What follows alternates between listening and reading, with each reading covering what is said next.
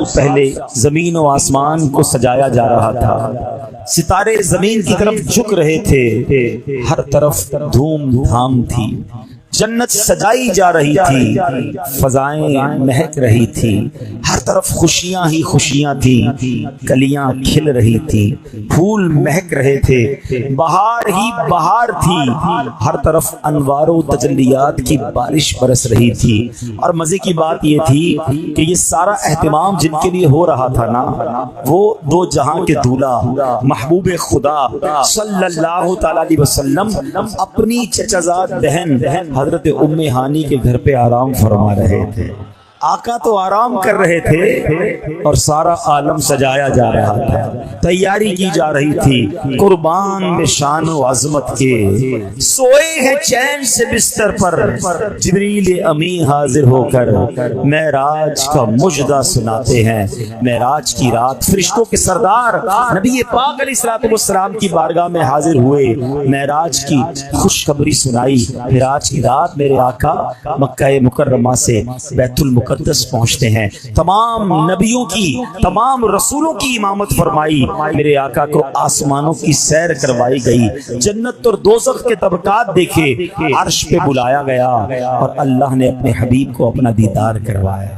اے میرے پیارے اسلامی بھائیوں، بڑی مبارک رات ہے، ایسے ایسے واقعات ہوئے کہ جب بھی سنے ایمان تازہ ہو جاتا ہے۔ میرے پیارے اسلامی بھائیوں، اب اس سے پہلے کہ میں کچھ معراج کے واقعے کی تفصیل بیان کروں، معراج کے بارے میں علماء نے بڑی پیاری حکمتیں بیان کی ہیں۔ دیکھیں، ایک بات پہلے یہ سمجھ لیں کہ جتنے انبیاء آئے نا، سب کو معجزات عطا کیے، اللہ نے سب کو معجزات دیے، مگر میرے آقا وہ ہیں، محبوب خدا ہیں نا، اللہ کے حبیب ہیں، آخری نبی ہیں صلی اللہ تعالی علیہ وسلم۔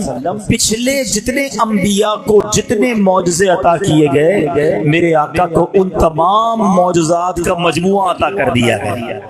کم و بیش 1,24,000 انبیاء کو جتنے معجزے ملے نا، وہ سارے معجزات ٹوٹل کر لیں تو وہ بھی نبی پاک کو عطا کیے گئے، اور پھر کچھ خاص معجزات بھی دیے گئے جو اور کسی کو نہیں دیے گئے۔ اچھا، علماء بڑی پیاری بات فرماتے ہیں کہ یوں تو نبی پاک کے بہت سارے معجزات ہیں، میرے آقا تو سرتاب قدم معجزہ ہے نا۔ اعلیٰ حضرت کہتے ہیں سرتاب قدم ہے، تنے سلطان زمن بھول، لب بھول دہن بھول، زکن بھول بدن بھول، تن کا بھی ہمارے تو ہلائے نہیں ہلتا، آقا تم چاہو تو ہو جائے ابھی کوہ مہن پھول۔ تو میرے آقا تو سرتاب قدم معجزہ ہے۔ علماء کہتے ہیں جتنے معجزات ہیں نا، یہ نارمل ہیں، چاند کا 2 ٹکڑے کر دینا، سورج کو واپس پلٹا دینا، لکڑی کو ہاتھ لگا کر تلوار بنا دینا، کسی صحابی کی آنکھ واپس لگا کر روشن کر دینا، خاری کنویں میں لعاب ڈال کر اسے میٹھا کر دینا۔ علماء کہتے ہیں یہ پیارے آقا کے لیے نارمل سی باتیں ہیں، اگر جو میرے آقا کا مرتبہ ہے نا، جو شان ہے، اس کے مطابق 2 ہی معجزات ہیں، ٹھیک ہے؟ اور وہ 2 معجزے کون سے ہیں؟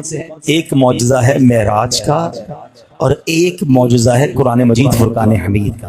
یہ نبی پاک کی شان بتاتا۔ معراج کی رات کیا ہوا کہ وہ رب جس کو کسی نے نہیں دیکھا، اپنی سر کی آنکھوں سے اللہ کو کسی نے نہیں دیکھا، رب عز و جل نے اپنے محبوب کو اپنا دیدار کروایا۔ لوگ بڑی بحث کرتے ہیں، پتہ نہیں کیوں کرتے ہیں، کہ یار نبی پاک کو علم غیب ہے کہ نہیں؟ مجھے بتائیے ساری کائنات کا سب سے بڑا غیب کیا ہے؟ اللہ تبارک و تعالیٰ خود ہے، کیونکہ کسی نے دیکھا ہی نہیں ہے۔ غیب وہی ہوتا ہے نا، انسین، نالج آف انسین، بغیر دیکھے والی نالج، جس کو دیکھا نہ جا سکے، جو غیب میں ہو۔ تو کائنات کا سب سے بڑا غیب وہ خود ذات باری تعالیٰ ہے، اللہ کو دیکھا ہی نہیں کسی نے۔ تو جب اللہ نے اپنا آپ دکھا دیا تو پھر کون سا غیب باقی رہ جائے گا؟ سیدی اعلیٰ حضرت نے، وہ کہتے ہیں نا پنجابی میں گلی مکا دی، ساری باتوں کا جواب ہی دے دیا نا، مل کے پڑھ لیتے ہیں۔ تو یہ اتنا بڑا معجزہ، ٹھیک ہے؟ اچھا، اب اس کی کچھ لاجکس بھی سمجھ لو، حکمتیں بھی سمجھ لو۔ پیارے آقا علیہ الصلوۃ والسلام کو یہ دونوں معجزات دیے گئے نا، قرآن اور معراج، یہ بڑی کمال کی بات ہے، سمجھنے والی بات ہے۔ جتنے انبیاء آتے ہیں ان کا اس دور کے مطابق انہیں معجزات دیے گئے۔ حضرت عیسیٰ علیہ السلام کا دور تھا کہ جب لوگ علاج میں بڑے ترقی کر گئے تھے، تو اب جو اچھا علاج کرتا تھا لوگ اسے بڑا آدمی مانتے تھے. تو حضرت عیسیٰ علیہ السلام آئے تو اللہ نے آپ کو ایسا معجزہ دیا کہ آپ مادر زاد اندھے پر دم کرتے تھے وہ آنکھ والا ہو جاتا.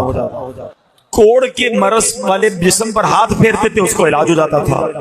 تو لوگوں نے کہا حضور علاج تو ہمارے ڈاکٹر بھی کرتے ہیں, مردہ کو زندہ نہیں کر سکتے. آپ مردہ کو زندہ کریں پھر ہم آپ کو اللہ کا نبی مانیں گے. اللہ کریم نے حضرت عیسیٰ کو یہ بھی معجزہ دیا کہ وہ مردہ کو جا کر کہتے کم باذن اللہ تو وہ کھڑا ہو جایا کرتا تھا. معجزہ کیسا تھا اس دور کے مطابق. حضرت موسیٰ علیہ السلام کا دور آیا, جادوگروں کا دور تھا, طرح طرح کے جادو دکھاتے تھے. اللہ نے آپ کو عصا کا معجزہ دیا, آپ اپنی لکڑی ڈالتے تھے وہ بہت بڑا سانپ بن جاتی اور سارے ان جادوگروں کے جادو کے سانپ کو نگل جاتی تھی. ٹھیک ہے نا. ید بیدا دیا, آپ اپنا ہاتھ گریبان میں ڈالتے تھے وہ روشن ہو جاتا تھا. یعنی جیسا دور تھا جیسے لوگ تھے ویسا معجزہ. اب نبی پاک کا جو دور تھا نا, عرب کے لوگ تھے, ان کو اپنی زبان پر بڑا ناز تھا. وہ کہتے تھے ہم بڑے بولنے والے, ہمیں اچھا بولنا آتا ہے, انٹلیکچوئلز تھے. میں بڑی عجیب بات بتانے جا رہا ہوں, شاید بہت سارے لوگوں کو پہلی بار پتہ چلے گی. عرب کے رہنے والے کیا کہلاتے ہیں؟ عربی. کیا کہلاتے ہیں؟ اور جو عربی نہیں ہوتے وہ کیا کہلاتے ہیں؟ کیا کہلاتے ہیں؟ زور سے, عجمی. ہم کون ہیں؟ عجمی. کتنا شوق سے بتا رہے ہو. آپ کو پتا ہے عجمی کے معنی کیا ہے؟ عرب کے لوگ کہتے تھے ہم بولنے والے, ہم عربی ہیں, باقی ساری دنیا گونگی ہے. گونگا بول نہ سکنے والے کو عجمی کہتے ہیں. یعنی ان کو اپنی بولی پر اتنا ناز تھا کہ وہ کہتے بولنا ہمیں ہی آتا ہے, عربیوں کو بولنا آتا ہے, باقی ساری دنیا عجمی, ہم عجمی ہیں, ہے نا. یعنی ایسا دور تھا. ان کے اندر زبانوں سے مقابلے ہوتے تھے, الفاظ سے مقابلے ہوتے تھے, تلوار کے مقابلے کے ساتھ ساتھ وہ کلام کے ذریعے بھی مقابلہ کرتے تھے. اب ایسے دور میں نبی پاک تشریف لائے. اللہ نے آپ کو کیسی زبان عطا فرمائی, کیسے جملے عطا فرمائے. اللہ اکبر. میرے آقا جب گفتگو فرماتے تھے نا تو بڑے بڑے فصحا, بلغا, انٹلیکچوئلز, جن کو اپنی زبان پر بڑا ناز تھا, گنگ ہو جاتے تھے, خاموش ہو جاتے تھے کہ یہ کہاں سے گفتگو لے کر آئے, کدھر سے سیکھ کر آئے. بریلی کے تاجدار یہی تو بات کہتے ہیں نا کہ میں نثار تیرے کلام پر ملی یوں تو کس کو زبان نہیں, وہ سخن ہے جس میں سخن نہ ہو, وہ بیان ہے جس کا بیان نہیں. آقا تیرے آگے یوں ہیں دبے لچے, فصحا عرب کے بڑے بڑے, کوئی جانے منہ میں زبان نہیں بلکہ جسم میں جان نہیں. اب آقا نے قرآن کی تلاوت کرنا شروع کی. وہ کہتے یہ کسی بشر کا کلام نہیں ہے, قرآن کے آگے یہ سارے بے بس ہو گئے. تو قرآن جواب تھا ان لوگوں کے لیے جن کو اپنی زبان پر بڑا ناز تھا. لیکن یہ دور نبی پاک کا صرف عرب کے لوگوں کا دور تو نہیں تھا نا. میرے آقا تو آخری نبی ہیں, قیامت تک دور نبی پاک کا ہے. تو ہو سکتا ہے آج تو سائنس نے بڑی ترقی کر لی, جہاز بن گئے, راکٹ بن گئے, اسپیس اسٹیشن بن گئے, سپر سونک ایئر کرافٹ بن گئے, موبائل فون آ گیا, انٹرنیٹ آ گیا. تو ہو سکتا ہے کوئی اٹھ کے کہتا جناب آپ تو کہتے ہیں کہ ہر نبی کو اس کے دور کے مطابق معجزہ دیا گیا, آج تو سائنس کا دور ہے, بتاؤ تمہارے نبی کے پاس کون سا معجزہ ہے؟ ہائے ہائے, پوری دنیا کی سائنس کو جواب ہے معراج شریف. دنیا نے بڑی ترقی کی ہے, نو ڈاؤٹ, گھنٹوں میں مہینوں کا سفر طے ہو جاتا ہے. مگر سنو, میرے آقا نے جو سفر کیا تھا نا, نبی پاک نے مکے سے بیت المقدس کا سفر کیا, بیت المقدس سے 7 آسمان کی سیر کی, جنت کی سیر کی, جو جہنم کے طبقات ملاحظہ کیے, رب کی بارگاہ میں حاضری دی. یہ پورا سفر کر کے میرے آقا واپس آتے ہیں تو ابھی نبی پاک کا بستر گرم ہے. دروازہ کھولتے ہیں تو کنڈی کتنی دیر ہلتی ہے؟ چند سیکنڈ. آقا دروازہ کھول کر گئے تھے, واپس آ گئے, پورا سفر کر کے کنڈی ابھی بھی ہل رہی ہے. وضو کر کے تشریف لے گئے تھے تو وضو کا پانی بہتا ہے تھوڑی دیر. میرے آقا یہ صدیوں کا سفر کر کے واپس آئے ہیں اور وہ وضو کا پانی ابھی بھی بہ رہا ہے. یہ کیسا ٹریول تھا, یہ کتنی سپیڈ تھی. اللہ اکبر. اب عقل تو کہتی کہ ٹائم کو کیا ہو گیا تھا, سب چیزیں ویسی کی ویسی اور آقا سفر کر کے آ گئے. تو سبحان اللہ. اب آؤ عشق کی زبان میں جواب لے لو. میرے اور آپ کے ہاتھ میں گھڑی ہے, گھڑی ہوتی ہے نا, اس کا سیل نکال لیں تو گھڑی کی ٹک ٹک رک جائے گی نا, پھر سیل لگائیں گے تو پھر چلنا شروع ہو جائے گی. ایسا ہی ہے نا. بات یہ ہے کہ میرے آقا جو ہے نا وہ عالم کی جان ہے. تو میرے آقا نے مکے والوں کو بتایا کہ میں رات ہی بیت المقدس بھی ہو کر آ گیا ہوں اور آسمانوں کی سیر بھی کر کے آ گیا ہوں. ابو جہل تھا اس زمانے میں, کفاروں کا سربراہ, اس نے سنا تو کہتا کیا بات کر رہے ہیں آپ؟ کہا تو کہا کیا میں اور لوگوں کو جمع کروں؟ اب پھر بھی یہ بات ان کے سامنے کریں گے؟ نبی پاک نے فرمایا بالکل کروں گا۔ اب اس نے کیا کیا؟ اور شرارتی لوگوں کو جمع کیا اور نبی پاک سے پوچھا کہ آپ کیا فرما رہے تھے، آپ رات کہاں گئے تھے؟ پیارے آقا نے فرمایا کہ میں رات کے تھوڑے حصے میں مکہ پاک سے بیت المقدس اور آسمانوں کی سیر کر کے آیا ہوں۔ اب وہ سارے لوگ ہنسنے لگے، مذاق اڑانے لگے، نبی پاک پر اعتراض کرنے لگے۔ پتہ ہے اعتراض کیوں تھا؟ اب میں آپ کو سمجھاتا ہوں۔ اعتراض یوں تھا کہ اگر کوئی شخص آپ کے پاس میرپور ماتھیلو میں عشاء کی نماز میں آپ کی ملاقات ہو اور پھر فجر کی نماز میں جب وہ آپ کے پاس آئے تو وہ آپ کو بتائے کہ میں رات کو امریکہ لندن گھوم کر آ گیا ہوں، اب یہ کہیں گے لگتا ہے طبیعت خراب ہے آپ کی، یا خواب میں گئے ہوں گے۔ ایسا ہی ہے نا کہ ایک رات میں عشاء میں بھی آپ یہیں تھے، فجر میں بھی آپ یہی ہیں، جہاز میں بھی جائیں تو اتنی جلدی واپس نہیں آ سکتے۔ پرابلم یہ تھا کہ مکہ پاک سے بیت المقدس یعنی مسجد اقصی کا جو راستہ تھا نا وہ 1 مہینے کا راستہ تھا۔ کوئی اونٹ پر جائے، گھوڑے پر جائے تو 1 مہینہ لگتا ہے، واپس آئے تو پھر 1 مہینہ لگتا ہے۔ تو نبی پاک فرما رہے رات کو گیا اور واپس بھی آ گیا، تو وہ مذاق اڑانے لگے، وہ ایمان والے تو تھے نہیں۔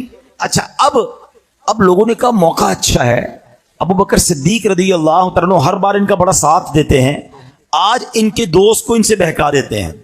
وہ لوگ فوراً چلے گئے حضرت ابو بکر صدیق کے گھر پر، دروازہ کھٹکھٹایا، آپ باہر آئے کہ دیکھو تمہارے نبی کیا کہتے ہیں جن کا تم کلمہ پڑھتے ہو، کیا فرماتے ہیں؟ کہ وہ کہتے ہیں رات کے تھوڑے حصے میں بیت المقدس ہو کر آ گئے ہیں۔ صدیق اکبر فرماتے ہیں کیا واقعی میرے نبی نے ایسا کہا ہے؟ وہ کہتے ہیں ہاں ایسا ہی کہا ہے۔ ہو سکتا ہے ان کے دل میں یہ خیال آیا ہو کہ لگتا ہے دل میں کچھ گڑبڑ ہو رہی ہے، کچھ وسوسہ آ رہا ہے۔ کہا ہاں بالکل یہی کہہ رہے ہیں۔ آئے ہائے، ابو بکر صدیق رضی اللہ تعالیٰ فرماتے ہیں کہ میرے نبی فرماتے ہیں تو سچ فرماتے ہیں، آقا فرماتے ہیں تو حق فرماتے ہیں۔ وہ دن ہے، آج کا دن ہے۔ صدیق اکبر کا نام صدیق پڑ گیا، تصدیق کرنے والا پڑ گیا۔ لوگوں نے پوچھا اے ابو بکر تم تو بڑے عقل مند ہو، اس بات کی تصدیق کیسے کرتے ہو کہ تھوڑی دیر میں بیت المقدس سے کوئی واپس آ سکتا ہے؟ صدیق اکبر نے بڑا کمال کا جواب دیا، کہا یہ تو زمینی خبریں ہیں، ہمارے آقا تو ہمیں آسمان کی خبریں دیتے ہیں، ہم اس پر بھی تصدیق لائے ہیں، ہم تو اس پر بھی ایمان لائے ہیں۔ آقا فرماتے ہیں اللہ ایک ہے، ہم نے مانا اللہ ایک ہے۔ وہ فرماتے جبریل آتے قرآن لے کے، ہم نے دیکھا نہیں، ہم کہتے جبریل آتے ہیں، وہ کہتے قرآن رب کی کتاب ہے، ہم مانتے قرآن رب کی کتاب ہے۔ جب اتنی باتیں مانتے ہیں تو اگر یہی محبوب کہہ رہے ہیں بیت المقدس ہو آئے ہیں تو ہم نے یہ بھی ماننی ہے۔ لیکن سچی بات پتہ کیا ہے؟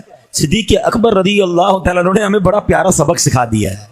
ہاں یہ ذرا میں وسوسہ بھی آج کلیئر کر دوں اور عقیدہ بھی بیان کر دیتا ہوں۔ پہلے تو ذرا پرابلم یہ ہے کہ 27ویں رجب کی صبح 2 قسم کے گروہ تھے، ایک کو پرابلم تھی، ایک کو تکلیف تھی، ایک کو اعتراض تھا کہ نبی پاک کیسے ہو کر آ گئے، اور ایک گروہ وہ تھا جو صحابہ کا تھا، وہ خوشیاں منا رہے تھے کہ آقا کو معراج نصیب ہو گئی ہے، میرے آقا رب کا دیدار کر کے آئے ہیں، ہم ہیں وہ ہمارے نبی، ان کی ہم امتی تیری قسمت پہ لاکھوں سلام۔ ہر سال آج بھی دیکھ لیں 1450 سال ہو گئے ہیں، جب بھی معراج کی رات آتی ہے عاشقان رسول جھوم رہے ہوتے ہیں۔ کچھ لوگوں کو پرابلم بھی ہو رہی ہوتی ہے، جن کو پرابلم ہوتی ہے وہ اپنا ٹھکانہ دیکھ لیں۔ ہم تو الحمدللہ صدیق اکبر کے چاہنے والے ہیں، اور صدیق اکبر نے ہمیں سکھا دیا ہے، وہ پنجابی لوگ کہتے ہیں نا اسی منن والے سوچن والے نہیں ہیں۔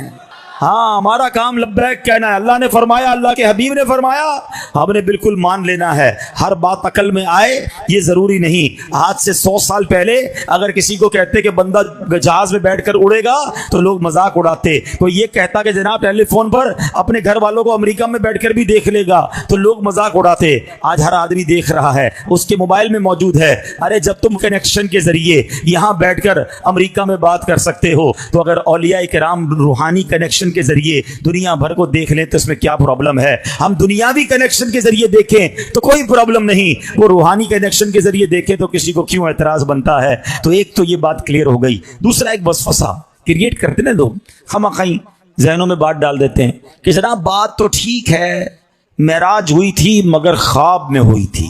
نبی پاک کو جو معراج ہوئی نا وہ جسمانی نہیں، وہ خواب میں ہوئی تھی۔ یہ اعتراض آتا ہے، چلے اس کی بھی کاٹ کر دیتا ہوں۔ لاجیکلی جواب، سمپل جواب، آپ کبھی صبح اٹھیں اور آپ کا بچہ آپ کے ساتھ سویا ہوا ہو یا چھوٹا بھائی ہو اور وہ اٹھ کے کہے کہ ابو رات میں لاہور بھی گیا، اسلام آباد بھی گیا، کراچی بھی گیا، پھر صبح اٹھا تو اپنے بستر پر ہی تھا، تو آپ کیا کہیں گے؟ بیٹا کوئی بات نہیں، میں بھی رات کو گھومتا ہی رہتا ہوں، کوئی مسئلہ نہیں۔ ایسا ہی ہے نا, خواب میں کوئی کہیں بھی چلا جائے کوئی پرابلم ہے, کوئی اعتراض نہیں ہے نا, سبھی گھومتے رہتے ہیں.